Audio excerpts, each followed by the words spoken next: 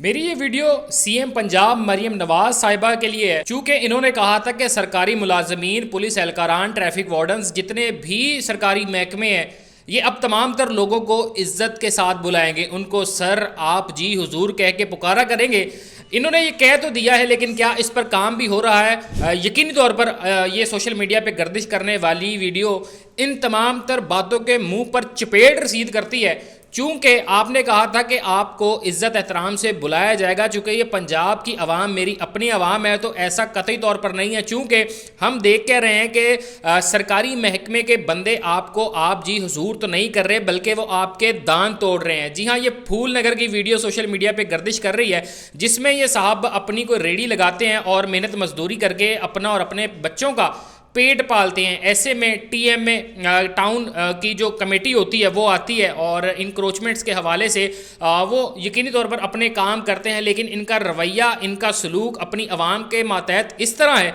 कि ये बंदा उसकी ज़िंदा मिसाल है कि जो भरे बाज़ार में आते हैं और कहते हैं कि जी अपनी रेडी साइड पे कर लें, इनकी रेडी को कुछ ना कुछ ये शख्स यकीनी तौर पर वहाँ पर कर रहा होगा। और ऐसे में पता ये चलता है कि जब ये बंदा उनसे थोड़ी सी आर्ग्यूमेंट करने की कोशिश करता है, ये समझते हुए कि ये मेरा राइट है कि अगर मेरी रेडी सही जगह पर लगी है या मेरी रेडी पर वो कुछ